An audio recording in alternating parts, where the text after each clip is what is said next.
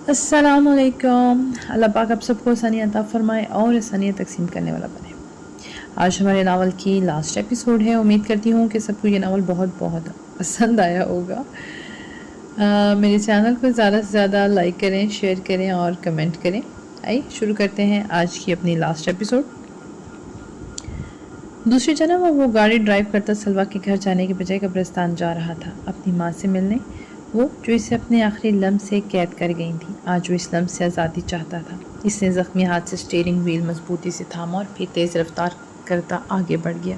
सलवा के घर पर अब सब इकट्ठे थे। कुछ देर पहले ही रबील को होश आया था। इसके मौफ जहन को मज़ीद किसी आजमाइश का शिकार किए बिना आबिद और वकार लॉन्च में आ बैठे थे। इसकी हालत इन दोनों के लिए गहरी अजियत का बायस थी। अंदर अब वो इसका लिबास तब्दील करवा कर रबील को दोबारा बिस्तर पर लटा रहे थे। रमीन के लबों से तो शुक्र का कलमा जाता ही ना था, साथ साथ इसकी शिकस्त हालत देखकर लम्हा बलम्हा इनके आंसू भी बह रहे थे। इसके जख्मों को सलवा पहले ही ट्रीट कर चुकी थी, इसलिए अब वो कमज़ोरी महसूस करते बस लेटी हुई थी।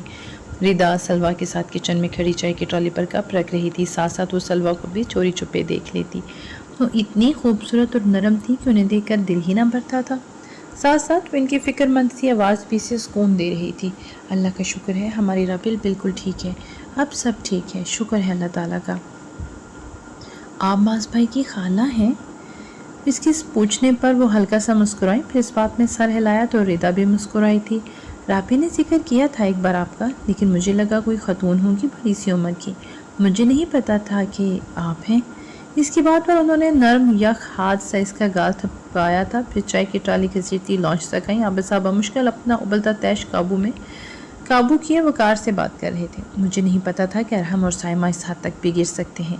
खैर देख लूँगा मैं सबको, बच के कहाँ जाएंगे मुझसे। सारे जग में अगर इनकी इज्जतों का जनाजा ना निकाल दिया तो अब नाम नहीं मेरा। वो अमूमन तैश में आया नहीं करते थे, लेकिन अभी जो रबील और शीज़ा की हालत इनके लिए नाकाबिल बर्दाश्त हो रही थी। इनका बस न चलता था कि अरहम का सर कुचल कर चौक पर लटका दे। वो हमेशा से ही इतने घटिया थे आबिद। अल्लाह का शुक्र है हमारी बच्ची बच गई। ऐसे लोगों पता नहीं वो क्या करते हैं हमारी लड़की के साथ। वकार तो रह रह कर अल्लाह का शुक्र अदा कर रहे थे। रबील के तहफ़्फ़ुज़ से ज़्यादा इनके लिए अभी कुछ भी अहम नहीं था। लेकिन इस कदर घटिया पर उतरने की वजह क्या हो सकती है भाई साहब? पहले तो कभी इसने इस तरह का कोई तासुर नहीं दिया। इसी पहर शीज़ा कमरे से बाहर निकली थी। मुँह हाथ धोने के बाद बालों को पोनी में जगड़े वो पहले से काफ़ी हद तक बेहतर और संभली हुई लग रही थी। उन्हें अपनी कंपनी को सहारा देना था बाबा, वो भी आपके पैसों से। इसके यकदम बोलने पर जहाँ सलवा और रिदा ने सर उठाया था, वहीं आबिद और वकार भी चूके थे। अरहम भाई रबील को हर हिस्सा करने के बाद मुझे काफ़ी अरसे से तंग कर रहे थे बाबा। मैंने किसी को नहीं बताया, लेकिन मास भाई जानते थे सब के बारे में और उन्होंने मुझे रोका भी था इनसे बात करने से। लेकिन रबील को इस बारे में पता चल गया। मुझे भी अरहम भाई काफ़ी अरसे से बुला रहे थे, शायद इसी घटियापन के मुजाहरे के जिसका आज उन्होंने रबील के साथ किया। फिर मैं और रॉबिन से बात करने गए थे और हमें वहाँ अंदाज़ा हुआ कि उन्हें हम में नहीं, उन्हें आपके पैसे में दिलचस्पी है बाबा। आबाद अंकल के निकम्मेपन की वजह से कंपनी डूब रही है और उन्हें इसे सहारा देने के लिए आपके पैसे दरकार हैं। उन्हें कभी हमसे रिश्ता बनाने में दिलचस्पी थी ही नहीं, उन्हें हमेशा से आपके पैसों में दिलचस्पी थी। एक ही सांस में बोलकर वो खामोश हुई तो पल भर के लिए लॉन्च में सन्नाटा छा गया। सब दम साधे बैठे थे। कमरे का दरवाज़ा खुलकर अमीन भी बाहर निकल आई थी। इसीलिए वो हमेशा रबील के पीछे आते थे, इसीलिए अरहम भाई मेरा पीछा कर रहे थे। मास भाई इस मसले से खुद निपटना चाहते थे, लेकिन मेरी रबील की बेवकूफ़ी की वजह से हम यहाँ तक पहुँचे। सॉरी टू से, लेकिन आपकी बहन इंसान कहलाने के लायक नहीं है बाबा। शायद दादी भी इंसान कहलाने के लायक नहीं थी। इसकी आंख से आंसू टूट कर गिरा था। इसे अब समझ आया था कि हमेशा रबील ताई के बारे में बात करते करते क्यों रो पड़ती थी। हाँ, इसका अंदाज़ा इसे आज हुआ था। आपने नम आँखों से बिखरी सी शीज़ा की जानिब देखा। क्या वो कुछ गलत कह रही थी? हरगिज़ नहीं। जो हो गया वो हो चुका, अब जो होना है बस फिक्र इसकी करो बच्चे। जो हबीबा ने गुजारा, हमारी रबील बच गई वो सब सहने से। अल्लाह का एहसान है हमारी ज़ात पे ये। वकार ने खंगार कर दुखते गले के साथ कहा तो वो रोने लगी। कुछ देर पहले गुजरे वाक़े के बायस वो पूरी तरह हिलकर रह गई थी। इसका दिल चाह रहा था कि चीख चीख कर रोए। इस व्याफाम की आंखें अपने जिस्म पर इसे अब तक महसूस हो रही थीं। मैं देख लूँगा इनमें से एक को। मेरी पीठ पीछे मेरी पुश्त पर घाव लगाने वालों को मैं कभी नहीं छोड़ा करता। वो भी अपने अंजाम भुगतेंगे और मैं इस बात को यकीनी बनाऊँगा कि वो जहन्नम तक اس انجام کو یاد رکھیں۔ ان کی پھنکار پر جہاں رمین کا دل دہلا تھا، وہیں وقار نے ان کے ہاتھ پر ہاتھ رکھ کر انہیں تھمنے کا اشارہ کیا تھا۔ میں نے کہا نا کہ ابھی ہمیں صرف رابیل کے بارے میں سوچنا ہے، ان مسائل سے ہم بعد میں نپٹیں گے، اور تمہیں پریشان ہونے کی ضرورت نہیں، ماس خود ہی ڈیل کر لے گا ان سب باتوں سے، تم اپنا بلڈ پریشر ہائی نہ کرو۔ ان کے نرمی سے کہنے پر عابد نے ضبط سے مٹھی بھینچ کر آنکھیں مون لی تھیں۔ بیٹی کا باپ ہونا انہیں پہلے کبھی اتنا کمزور نہیں کر گیا تھا جتنا کہ ابھی اس لمحے کر گیا تھا۔ اور شیزہ بچے یہاں روتے نہیں ہیں، اللہ بہت مہربان ہے، مہربانی کرنے والا ہے۔ وہ بے تحاشا ابلتے آنسو رگڑتے آگے بڑھی تو وقار نے اٹھ کر اسے خود سے لگایا۔ سمجھ نہیں آتا تھا کہ ستیلا کون تھا، پھپھو یا پھر تایا، وہ جو خون کے رشتوں سے منسلک ہونے کے باوجود بھی غیروں سے بھی گرا ہوا برتاؤ کر رہے تھے، وہ یا پھر یہ جو ستیلا ہونے کے باوجود بھی اپنا ہونے کا ثبوت دے رہے تھے۔ بس اب نہیں رونا تم نے، رابیل زیادہ بری حالت میں ہے، اگر اس کے سامنے روگی تو پھر وہ کیسے ریکور پائے گی؟ مجھے پتا ہے کہ تم اس سے زیادہ مضبوط ہو، چلو اب مضبوط بن کر دکھاؤ۔ ان کے پچکارنے پر جہاں نم آنکھیں لیے رمین اداسی سے مسکرائی تھی، وہیں سلوہ نے مسکرا کر شیزہ کو دیکھا تھا۔ وہ اب تایا کے ساتھ ہی لگی صوفے پر بیٹھی تھی، وہ اس سے دھیرے دھیرے ہلکی پھلکی باتیں کر رہے تھے اور وہ سرخ ناک نم آنکھیں لیے سرس بات مہلا کر جواب دے رہی تھی۔ عابد ایک جامن بالکل خاموش ہو کر رہ گئے تھے۔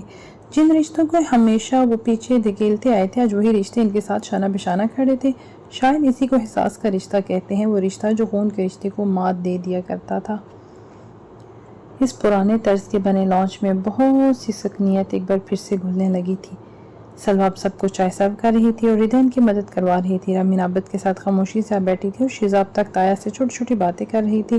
رابیل کمرے میں لیٹی خالی خالی نگاہوں سے چھت کو تک رہی تھی۔ کیوں نہیں آیا وہ اب تک؟ کیا اسے نہیں پتا کہ مجھے اس کی ضرورت ہے؟ کہاں ہے وہ؟ کہاں ہوگا وہ؟ اس نے ابلتے آنسوؤں کو ہاتھ کے پش سے رگڑا اور پھر بمشکل کروٹ لے کر لیٹ گئی۔ کمر میں اٹھتے درد اور زخمی پیروں کی جلن جیسے اس کی رخ تک میں سرایت کرنے لگی تھی۔ میں تمہیں یاد کر رہی ہوں، پلیز واپس آ جاؤ۔ اس کی آنکھ سے آنسو ٹوٹ ٹوٹ کر گرنے لگے تھے۔ اس کا جنگلی خر تکلیف میں تھا، وہ تو اس سے کہیں وقت پہلے اس اذیت کا شکار ہو رہا تھا۔ اس کہف میں چند لمحوں کے دوران جانے اس نے کتنے زخم سہے تھے۔ کیا وہ کبھی اسے اپنی زخموں کا مرہم بنائے گا؟ کیا کبھی وہ اس کے ساتھ نارمل رہ پائے گا؟ کیا کبھی؟ اور اب اس کا سر یہ باتیں سوچ سوچ کر پھٹا جا رہا تھا۔ اس نے جلتی آنکھیں مون لی اور خاموشی سے گرتے آنسو سمیٹنے لگی۔ وہ شام کے ڈھلتے سائیوں تک اس قبر کے پاس خاموشی سے بیٹھا ہوا تھا۔ آس پاس پھیلی خنکی میں خاموشی کی گہری رمق بخوبی محسوس کی جا سکتی تھی۔ پھر وہ آہستہ سے اٹھا۔ ٹھہر جاؤ معاذ، کسی پرانی منظر نے لمحہ بھر میں سے قید کر لیا تھا اور وہ جو آگے بڑھنے لگا تھا وہیں ٹھہر گیا۔ جانتے ہو، جو قرآن پڑھتے ہیں وہ کبھی تنہا نہیں رہتے، اللہ کبھی انہیں تنہا نہیں کرتا۔ وہ جو خود کو انسان بناتے ہیں، انتہاؤں پر رہنے کے بجائے سادگی اپناتے ہیں، وہی کامیاب لوگ ہوتے ہیں۔ 13 سالہ معاذ کے بالوں میں ہاتھ پھیر کر حبیبہ نے نرمی سے کہا تھا اور اس نے قدم آگے بڑھائے، لیکن وہ منظر اس کے ساتھ ساتھ چلنے لگا تھا۔ قرآن پڑھنے والے کامیاب ہوتے ہیں ماں، بالکل وہی کامیابی کے حقدار ہیں، لیکن پھر وہ کون لوگ ہوتے ہیں جو اس قرآن کو تھام کر چھوڑ دیتے ہیں؟ کیا ایسے لوگوں کا کوئی حصہ ہے آخرت میں؟ اس کے معصوم سے سوال کا مطلب ہرگز بھی معصوم نہیں تھا۔ حبیبہ کی گود میں سر رکھے معاذ نے ان کی خاموشی پر انہیں آنکھیں اٹھا کر دیکھا، وہ اسے ہی دیکھ رہی تھی۔ پھر ان کی آنکھ سے ایک آنسو ٹوٹ کر اس کے گال پر گرا۔ قبرستان سے دور جاتے معاذ نے اپنے رخسار پر ہاتھ پھیر کر اس آنسو کی نمی محسوس کی تھی۔ نہیں، ان کا آخرت میں پھر کوئی حصہ نہیں ہوتا، اور اگر کوئی اسے چھوڑ کر دوبارہ تھام لے، کوئی اسے بھٹک کر دوبارہ ہدایت کی جانب آ جائے، تو کیا اللہ ایسے کسی انسان کو قبول کرتا ہے ماں؟ اس نے پوچھا تو وہ جانے کیوں چند پل کے لیے کسی لمحے کے سحر میں کھوئی نظر آئیں۔ اللہ قبول کر لیتا ہے بچے، اور انسان، اس کی برجستگی اس عمر میں بھی اپنے عروج پر تھی۔ وہ جو سحر میں گھرنے لگی تھی یکدم جاگی، چونک کر اسے دیکھا۔ اس نے بھی لمحہ بھر مڑ کر قبرستان کی جانب دیکھا تھا، جانے اس قبرستان سے نکلتے وقت ہمیشہ وہ ایک بار پیچھے مڑ کر کیوں دیکھا کرتا تھا۔ اسے پتا تھا کہ یہ ایک لمحہ، یہ پیچھے مڑ کر دیکھنے والا ایک لمحہ بہت اذیت ناک ہوا کرتا ہے۔ اسے اس بات کا علم تھا، لیکن وہ پھر بھی مجبور تھا۔ کچھ چیزوں پر انسان کا اختیار کبھی نہیں ہوا کرتا، انسان قبول نہیں کیا کرتے بچے۔ اس نے زخمی ہاتھ کی ہتھیلی نگاہوں کے سامنے کی، اس ہتھیلی پر وہ یک سلم سا آج بھی سلگ رہا تھا۔ ایک پل کو چہرہ موڑ کر اس نے دوبارہ پیچھے دیکھا۔ حبیبہ کی نم آنکھوں میں نمی اب کے واضح ہونے لگی تھی۔ اور اگر کبھی کوئی انسان تمہیں قبول نہ کرے بچے تو اللہ کی جانب پلٹ جانا۔ وہ کبھی تمہیں دھتکارے گا نہیں، وہ کبھی تمہیں مایوس نہیں کرے گا، وہ تمہیں کبھی بھولے گا نہیں، وہ کبھی تمہیں۔ اس نے وہ چہرہ واپس پھیرا۔ حبیبہ کی آنکھیں نم آنکھوں سے برستے آنسو جا بجائے اس کے چہرے پر گرنے لگے تھے۔ وہ کبھی تمہیں گمراہ نہیں کرے گا۔ میں دعا کروں گی کہ وہ تمہیں کہف کسی پناہ میں رکھے۔ اس نے بڑھتے قدموں کی دھول کے ساتھ حبیبہ کو آخری دفعہ خدا حافظ کہا تھا۔ اس کے ٹیبل پر رکھی قدیم دراز اوراق پر ایک غزل تحریر تھی۔ بہتی ہوا سے پھڑپھڑاتے اوراق بہت سے لفظ واضح کرنے لگے تھے۔ میں محبت کرتا ہوں آپ سے ماں، میں یاد کرتا ہوں آپ کو ماں، میں روتا ہوں، میں ایک چھوٹا بچہ ہوں، میں ایک چھوٹا بچہ تھا، میں نے آپ کو ڈھونڈا تھا اس تاریخ کہف تلے، لیکن آپ کھو گئے مجھ سے۔ اس دنیا کی ظالم روایات میں ڈھونڈتا ہوں اب بھی اس آخری لمس کو کہ کہانی رک سی گئی ہے اس لمس کے احساس تلے، لیکن پھر میں نے پایا اسے جو کھو گیا مجھ سے اس تاریخ کہف تلے، کہ وہی تھا ہمیشہ سے میرا ساتھی، میرا مددگار، میرا راستہ، میرا سہارا، میرا قرآن۔ ماس بڑا ہو گیا تھا، الفاظ زندہ ہو گئے تھے، کہانی اپنے انجام کو پہنچنے لگی تھی، کہف روشن ہو گیا تھا، بجھتی امید مہک اٹھی تھی، لمس محسوس ہونے لگا تھا، بنجر دل جینے لگا تھا، وہ اللہ کی جانب پلٹنے لگا تھا۔ میں دعا کروں گی کہ وہ اس کہف تلے کبھی تمہیں تنہا نہ کرے، وہ کبھی اس تاریکی کا حصہ نہ بنو جس کا یہ دنیا حصہ ہے۔ میں تمہارے لیے اس آخری زندہ لمحے تک دعا کرتی رہوں گی معاذ، کیونکہ میں جانتی ہوں کہ میں پلٹنے والی ہوں اپنے رب کی جانب۔ حبیبہ اب تک بول رہی تھی۔ شام کی سیاہی میں ان کی وہ نرم آواز بکھرنے لگی تھی۔ اس نے قدم آگے بڑھائے اور گاڑی میں آ بیٹھا۔ اسے اب صرف اس کا سامنا کرنا تھا جس کے روبرو ہونے سے وہ خوفزدہ ہو رہا تھا۔ حبیبہ مر گئی تھی لیکن ربیل زندہ تھی، اسے اسی زندگی کی جانب دوبارہ لوٹنا تھا۔ سلویٰ نے کھانے کے برتن سمیٹ کر سنک میں جمع کیے، پھر واپس پلٹ آئیں۔ کسی نے بھی ٹھیک سے کھانا نہیں کھایا تھا، لیکن شکر تھا کہ اس کے اصرار پر کھانے کے لیے ٹھہر گئے تھے۔ ربیل کو کچھ دنوں کے لیے میرے پاس ہی چھوڑ جائیں بھائی، انہوں نے وقار کی جانب دیکھ کر اتنی آس سے پوچھا تھا کہ اس بات میں سر ہلائے بغیر رہ نہ سکے۔ لیکن وہ یہاں کیسے رہے گی؟ تم سارا کام اکیلی کیسے کرو گی سلویٰ؟ رمی نے فکر مندی سے پوچھا تو وہ مسکرائی۔ اس سے پہلے ہی ملاقات میں اس قدر انسیت ہو گئی تھی کہ وہ خود بھی حیران رہ گئی۔ سلویٰ بالکل حبیبہ کا پرتو تھی، نرم، خوبصورت اور ٹھہری ہوئی۔ ٹھیک ہے، اور ویسے بھی اس کے پیروں میں زخم آئے ہیں، زیادہ چل پھر نہیں سکے گی کچھ دنوں تک۔ وہ اچھا ہے وہ تمہارے پاس ہی رہ لے، کوئی مسئلہ نہیں، لیکن وہ خود یہاں رہنا چاہتی ہے؟ پوچھا تم نے اس سے؟ عابد کے خاموشی سے کھڑے رہنے پر وقار نہیں بات آگے بڑھائی تو سلویٰ نے سر جلدی سے اس بات میں ہلایا تھا۔ جی میں نے پوچھا ہے اس سے، کوئی اعتراض نہیں، لیکن اگر عابد بھائی کو کوئی اعتراض ہے تو کوئی بات نہیں، مجھے کوئی اعتراض نہیں۔ اچھا ہے وہ کچھ دن یہیں رہے گی تو بار بار وہ باتیں یاد کر کے پریشان نہیں ہوگی، رہ لے بھلے وہ یہاں، مجھے کوئی اعتراض نہیں۔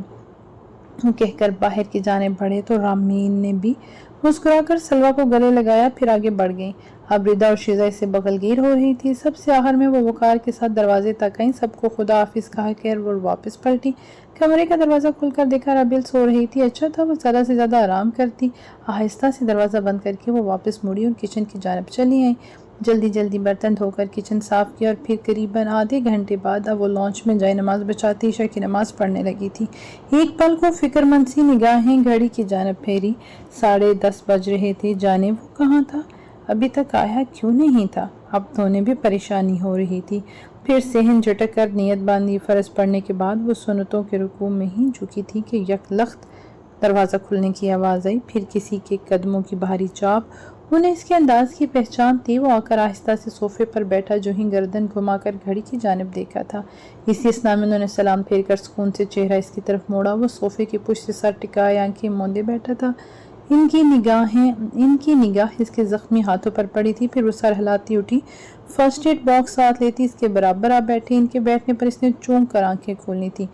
جب زخمی ہوتے ہیں نا تو زخم پر مرہم رکھنے کا بھی سامان کرتے ہیں۔ انہوں نے اس کا ہاتھ لے کر صاف کرنا چاہا تو اس نے اپنا ہاتھ واپس کھینچ لیا۔ سلویٰ نے لمحہ بھر کو حیرت سے اس کی جانب دیکھا۔ میں ٹھیک ہوں، مجھے پتہ ہے کہ تم ٹھیک ہو، تم معاذ ہو، تم आँख में कैसे कुछ हो सकता है। उन्होंने एक बार फिर इसका हाथ लेने के लिए हाथ बढ़ाया तो इसने गहरा सांस लेकर अब के हाथ बिल्कुल पीछे कर लिया था। खुद कर लूँगा मैं, बस आपको देखने आया था। वो कैसी थी? इसने बराह रास्त सलवा की जानब देखने की बजाय निगाहें सामने जमाए ही पूछा। तो उन्होंने इस बात में सर हिलाकर समझते हुए फर्स्ट एड बॉक्स बंद किया, फिर आगे बढ़कर इसे दरमियानी टेबल पर रखा। ठीक है, वो जख्म काफ़ी गहरे आए थे इसे। इसने कान की लूप बुझाकर लहजा हतल मकान सरसरी रखा था और इसके अंदाज पर मुस्कुरा दी थी। तुम्हें अगर इसके जख्मों की परवाह होती तो ज़रूर इसे देखने एक दफ़ा इस पूरे दिन में आते, लेकिन तुम तो गायब रहे। इनकी चोट पर इसने तेज़ी से गर्दन घुमाकर उन्हें देखा था। वो भी इसे ही देख रही थी बेहद संजीदा निगाहों से। मुझे कुछ काम था। काम रबील से भी ज़्यादा ज़रूरी था। तो क्या छोड़ देता हूँ इनको? यकदम ही इसकी आवाज़ बुलंद हुई थी तो सलवा ने बेसाख्ता पलटकर कमरे के बंद दरवाजे की जानिब देखा तो वो बुरी तरह चौंका। निगाहें बंद दरवाजे पर फिसली, साकत पुतलियों में जुम्बश हुई। अगले ही पला वो सलवा को देख रहा था। क्या कोई है कमरे में? राबेल सो रही है। और वो बेसाख्ता ही अपनी जगह से उठ खड़ा हुआ था। बेयकीन निगाहों से सलवा की जानिब देखा। वो घर नहीं गई अपने? इसके हैरान होने पर भी सलवा सुकून से बैठी रही। फिर गहरा सांस लिया, गर्दन उठाकर इसे देखा। नहीं, मैंने इसे यहीं रोक लिया था। इसके पैरों में काफ़ी ज़ख्म आए थे, ज़्यादा चलने फिरने से तकलीफ़ होगी और मैं भी चाहती थी कि कुछ दिन वो मेरे पास रुक जाए। मज़े से कहकर इसका चेहरा देखा। वो यकलख्त ही बेचैन हुआ था। इसने सारे रास्ते ख़ुद को राज़ी करने की कोशिश की थी कि वो रबील से मिलने ज़रूर जाएगा, लेकिन कुछ था जो आड़े आ रहा था। गुरेज़, गुज़रा वाक़या या वक़्त पर इसके लिए पहुँच ना पाना, पता नहीं इनमें से कौन सी वजह गालिब थी, लेकिन इसका सामना करना मुश्किल हो रहा था इसके लिए। गहरा सांस लेकर इसने सलवा की जानिब देखा था। क्या हुआ? बहुत मजबूत हो ना तुम तो, किसी की परवाह नहीं। भाड़ में जाएं सब। तो फिर जाओ, चले जाओ। वो रहा दरवाज़ा। रबील से मत मिलो। लगती ही क्या है वैसे भी वो तुम्हारे लिए तो तुम्हारी दुश्मनियाँ ज़्यादा अहम हैं। बाकी सब तो वैसे भी घास चरने आए हैं तुम्हारी ज़िंदगी में। मासूमियत से थोड़ी तले हाथ रख कर कहा तो इसने आंखें पूरी खोलकर इनके ऐसे अंदाज को देखा। बंद कर दो खुद को हर वक्त फुलाद ज़ाहिर करना। जब ठीक नहीं हो तो कह क्यों नहीं देते? जब वो अच्छी लगती है तो कहो वो अच्छी लगती है। जब हाथ पर जख्म आने से तकलीफ़ होती है तो कहो कि तकलीफ़ होती है। एक बात मेरी हमेशा याद रखना। शारावी उठ खड़ी हुई थी और यानी इसके मुकाबिल ये दुनिया इसी बात पर यकीन करती है जिस पर आप इसे यकीन दिलाते हो। आप खुद को हैवान ज़ाहिर करोगे तो ये आपको हैवान तस्लीम करेगी। आप खुद को फुलाद ज़ाहिर करोगे तो ये अपना सारा बोझ आप पर डालकर कमर तोड़ देगी आपकी। आप इसे बताओगे कि आप अच्छे हो तो ये आपकी अच्छाई का फ़ायदा बड़ी कमीनगी से उठाएगी। इसीलिए ख़ुद को वो ज़ाहिर करना बंद कर दो जो तुम नहीं हो। इंसान का ज़ाहिर और बातन बराबर हो जाए तो बहुत सी आजमाइशें वैसे ही सिमट जाती हैं। बैक वक्त अपने बोझ के साथ रहना बंद करो और अगर हिम्मत है तो चले जाओ इसे बगैर देखे। एक आखिरी निगाह इस पर डाली और फिर पीछे जाए नमाज की जानब चली आई।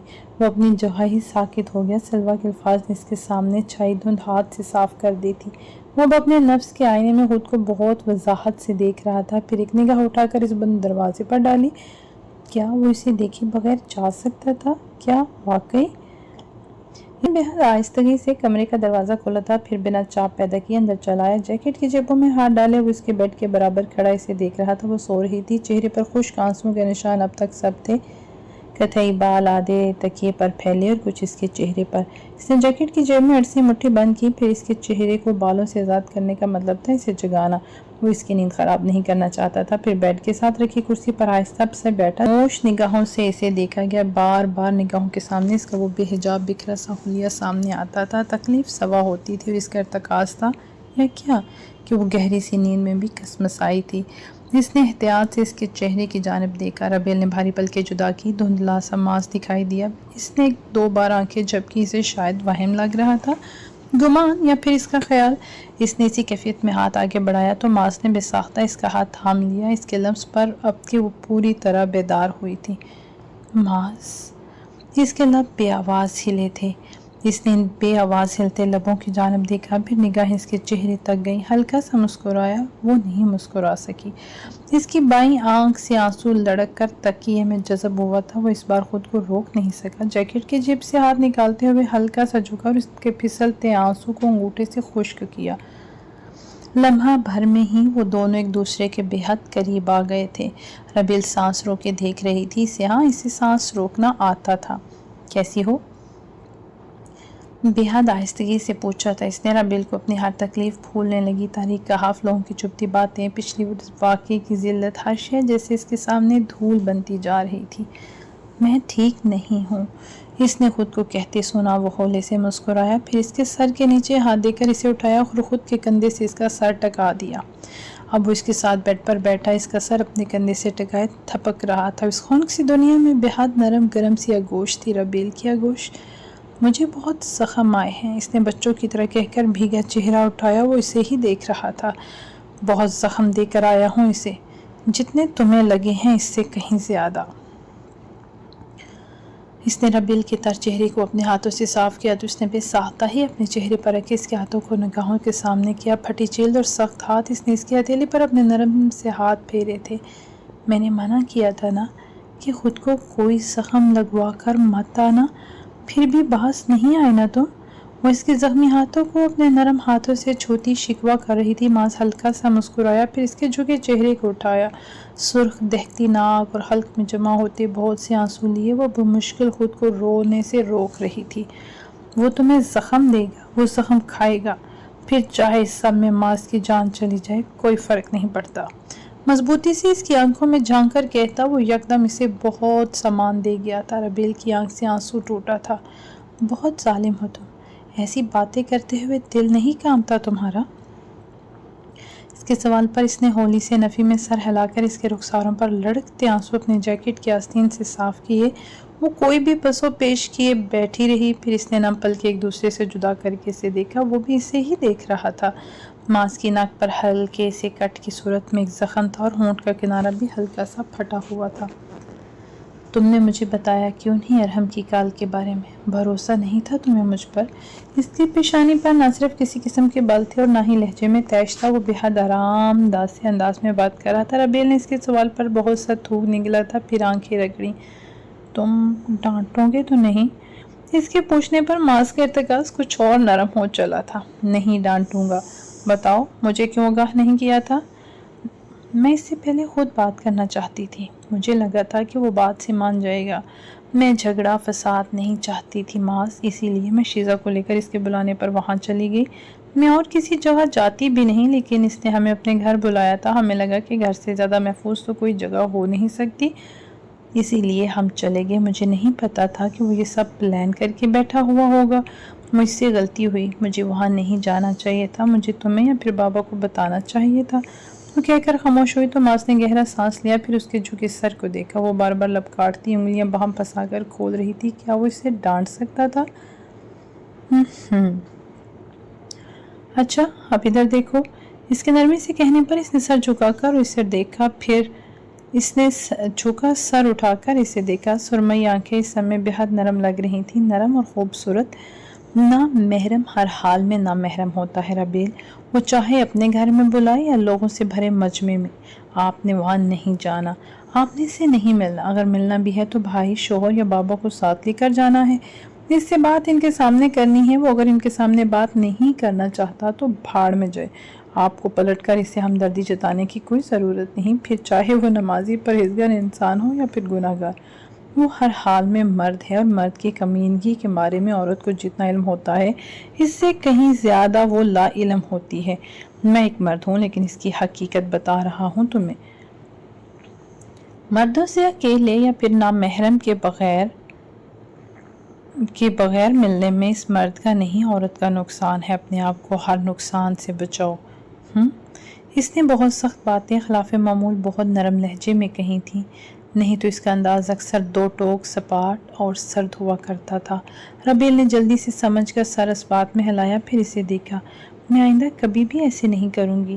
اچھی بچی ہو تم، مجھے پتا ہے تم آئندہ کبھی ایسا نہیں کرو گی۔ تم نے اپنے زخموں پر پٹی کیوں نہیں باندھی؟ اس نے اس کا ہاتھ دیکھتے ہوئے کہا تو ماس نے بیزار ہو کر ماتھے پر گرتے بال پیچھے کیے۔ پیشانی واضح ہونے پر ربیل نے دیکھا کہ وہاں بھی ابرو کے پاس بہت سے کٹ لگے ہوئے تھے۔ یا اللہ، ایک تو یہ لڑکا۔ میں ٹھیک ہوں ایسے ہی کیسے ٹھیک ہو تم؟ اتنے زخم آئے ہیں، اتنے کٹ لگے ہوئے ہیں۔ رکو میں لاتی ہوں دوائی۔ وہ جو یکدم ہی بیڈ سے اپنے پیر نیچے اتارنے لگی تھی، ماس نے اس کے پیر پکڑ کر دوبارہ بیڈ پر رکھے۔ بیٹھی رہو یہیں، تمہارے پیر زخمی ہیں، ابھی زیادہ چلنا پھرنا ٹھیک نہیں تمہارے لیے۔ لیکن یہ زخم، میں نے کہا نا کہ ٹھیک ہوں میں۔ جسمانی زخموں کی عادت ہوتی ہم جیسے لوگوں کو۔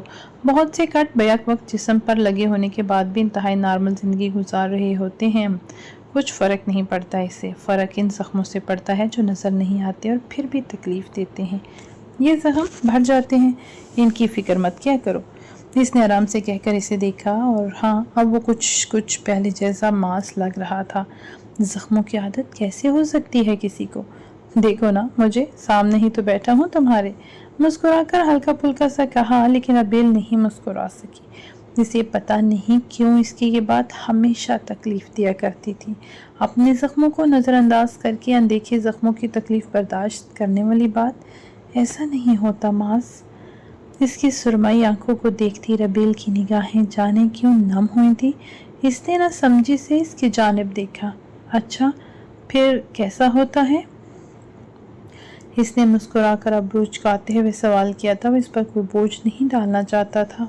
وہ پہلے ہی ایک حادثے کا شکار ہوتے ہوتے بچی تھی اور اس سے کوئی بھاری مکالمے نہیں کرنا چاہتا تھا۔ زخم جسمانی ہو یا روحانی، تکلیف ایک سی ہوتی ہے، بس جس کا گھاؤ زیادہ گہرا ہوتا ہے اس کی اذیت غالب آ جاتی ہے۔ تمہیں جسمانی زخم اسی لیے زیادہ تکلیف نہیں دیتے کیونکہ تم تو روح پر لگے گہرے زخموں سے ہی اپنے وجود کو اب تک آزاد نہیں کر پائے ہو۔ اس کی بات پر وہ چونکا تھا ہمیشہ کی طرح۔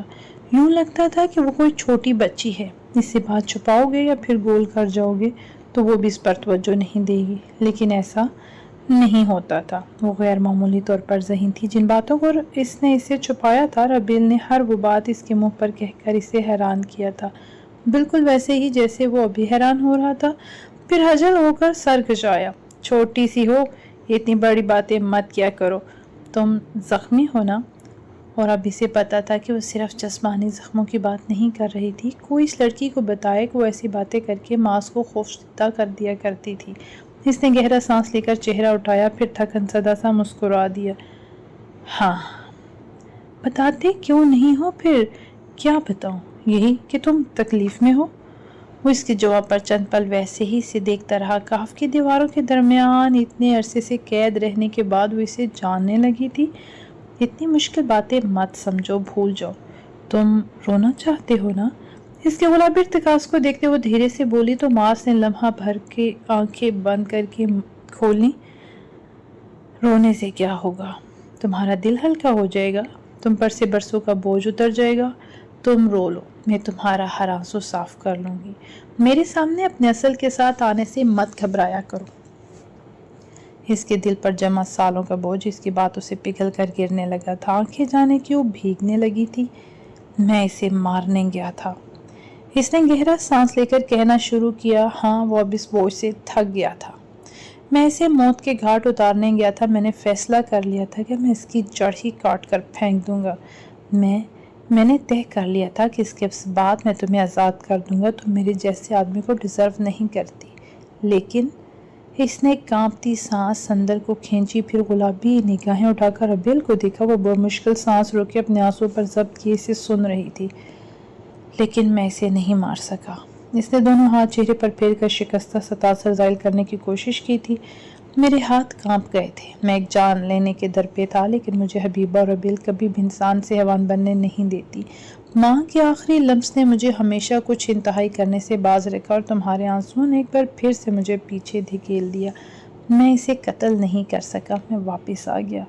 اس نے جلتی آنکھیں ہتھیلیوں سے رگڑی۔ ربیل نے ہاتھ آگے بڑھا کر اسے خود کے کندھے سے لگایا تھا، پھر دوسرا ہاتھ بھی اس کے گرد لپیٹا۔ اس کی اپنی آنکھیں بھی بے اختیار ہو کر برسنے لگی تھی۔ اس کی تکلیف اپنی تکلیف سے زیادہ اذیت دیا کرتی تھی اسے۔ تم مضبوط ہو، تم نے بہت کچھ سہا ہے، تمہارا بھی آنسو پر اتنا ہی حق ہے جتنا کسی عام انسان کا۔ گیلی سانس اندر کو کھینچ کر اس نے ماس کی پیٹھ تھپکتے ہوئے کہا، پھر وہ آہستہ سے الگ ہوا اور بازو سے آنکھیں رگڑ کر صاف کی۔ مسکرا کر اسے دیکھا۔ اب کس کی مسکراہٹ دھلی دھلائی سی تھی، اجلی، کسی قسم کے بوجھل پن سے پاک۔ ربیل بھی اسے دیکھ کر مسکرائی تھی۔ پہلے میں بابا کے فیصلے سے متفق نہیں تھا، لیکن اب ہوں۔ اس کی بات پر اس نے نہ سمجھی سے ابرو سکیڑے۔ کون سے فیصلے سے؟ رخصتی والے فیصلے سے۔ مجھے یہی مسئلہ تھا کہ تم ہمارے گھر میں آ کر سارے نظام کو درہم برہم کر دو گی، کیونکہ کام تو تمہیں کرنا آتا نہیں، نہ ہی گھر سنبھالنے کا کوئی تجربہ ہے۔ اسی لیے میں چاہتا تھا کہ کچھ وقت اپنے ہی گھر پر یہ سب سیکھ لو، لیکن اب وہ مسکرایا تھا تو ربیل کی پیشانی پر آہستہ آہستہ ناگوار لکیریں ابھرنے لگی تھیں۔ اب میں چاہتا ہوں کہ تم ضرور ہمارے گھر آؤ، وہیں رہو، سب کچھ درہم برہم کر دو۔ میں سب چیزوں کو اپنی جگہ پر دیکھ دیکھ کر اکتا چکا ہوں۔ میں چاہتا ہوں کہ اب کوئی آ کر ہماری خاموش زندگیوں کو اپنی آکوڑ سی ہنسی سے بھر دے، اور تم سے زیادہ اچھے سے یہ کام اور کوئی کر ہی نہیں سکتا۔ اور اب کے ربیل کے ماتھے پر ناگوار لکیروں کا پورا جال واضح ہونے لگا تھا۔ میں اب اتنی بھی پھوڑ نہیں ہوں، احتجاجاً کہا تو اس نے اس بات میں سر ہلا کر اس کی تائید کی تھی۔ مجھے پتا ہے تم کتنی سگڑ ہو۔ میرا مذاق اڑا رہے ہو تم؟ اس نے ہاتھ باندھ کر سنجیدگی سے پوچھا تو اس نے بمشکل اپنی امڑتی ہنسی سمیٹی۔ تمہیں لگتا ہے کہ میں تمہارا مذاق اڑا رہا ہوں؟ ہاں، تمہاری اصل پر کوئی تمہارا مذاق اڑائے تو اس کا منہ توڑ دیا کرو، پھر آگے والا کبھی بھی تم پر ہنس نہیں سکے گا۔ یہ کون سی منطق ہے؟ اس کے سوال پر اس نے کندھے اچکائے تھے۔ آزمودہ ہے، لوگ پھر آنکھیں چھپا کر ساتھ سے گزر جاتے ہیں، اور جانے وہ ابھی اسے کون سے الٹے سیدھے طریقے بتانے لگا تھا کہ دروازے پر دستک ہوئی۔ ان دونوں نے بے ساختہ دروازے کی جانب دیکھا تھا۔ سلویٰ نے کمرے کا دروازہ کھولا اور پھر اندر جھانکا۔ ان دونوں کے چہروں پر سکون بکھرا دیکھ کر وہ خود بھی مسکرانے سے روک نہیں سکی تھی۔ مجھے پتا ہے تم دونوں نے کھانا نہیں کھایا، میں نے بھی نہیں کھایا، اور اب بہت سی بھوک لگ رہی ہے، اس لیے میں نے کھانا گرم کر دیا ہے۔ کھانا پسند کریں گے آپ دونوں؟ آنکھیں چپکا کر پوچھا تو ربیل مسکرائی، پھر اس بات میں سر ہلایا۔ ماس کا بھی رد عمل کچھ اسی طرح کا تھا۔ باہر آؤ گے یا پھر کھانا یہیں لگا دوں؟ مجھے باہر جانا ہے، کمرے میں لیٹی لیٹی طبیعت بہت بوجھل ہو رہی ہے میری، ربیل نے اکتا کر کہا تو سلویٰ نے بے ساختہ ماس کی جانب دیکھا، پھر نگاہیں اس کے پٹی بندھے پیروں تک گئیں۔ لیکن تمہارے پاؤں زخمی ہیں، باہر تک چل کر کیسے آؤ گی؟ اس نے برا سا منہ بنا کر گہرا سانس لیا تھا تو ماس نے سر ہلا کر اس کے اترے چہرے کو دیکھا، پھر سلویٰ کی جانب گھوما۔ آپ چلیں، میں لاتا ہوں اسے۔ اوکے، لیکن دھیان سے۔ وہ واپس پلٹی تو اس نے اٹھ کر اسے کھڑا کیا۔ زخم تازہ ہونے کے باعث یکدم ہی اس کے تلوے جلنے لگے تھے۔ درد زیادہ ہو رہا ہے؟ اس کی فکر مندی سے پوچھنے پر اس نے جلدی سے نفی میں سر ہلایا تھا۔ نہیں، میں ٹھیک نہیں، لیکن وہ اسے سن ہی نہیں رہا تھا۔ جھک کر اسے ہاتھوں میں اٹھایا تو یکدم گھبرائی، زور سے پیر چلائے۔ اتارو مجھے نیچے۔ اس نے پیچھے نمازیں پڑھنے لگے تھے۔ ان پچھلے 6 مہینوں میں اس نے دن رات ایک کر کے قرآن کو دوبارہ اپنے اندر زندہ کیا تھا، اور اللہ نے اس کی اتنی محنت کا پھل اسے یہ دیا تھا کہ وہ حبیبہ کا خواب پورا کرنے کے قابل ہو گیا تھا۔ اس نے حبیبہ کی درینہ خواہش کو عملی جامہ پہنا دیا تھا۔ ہلکا دل اور ہلکے کندھے لیے وہ کافی عرصے بعد جینے لگا تھا۔ اس کی ایک بڑی وجہ ربیل بھی تھی، وہی تو تھی جس نے اس کے ساتھ راتوں کو اٹھ اٹھ کر اس قرآن کو دہرایا تھا، جس نے اس کے ساتھ ہی وہ کہف دیکھا تھا، اس کہف کو پار کیا تھا، اس کے اندھیروں کو پگھلتے نور میں بدلا تھا۔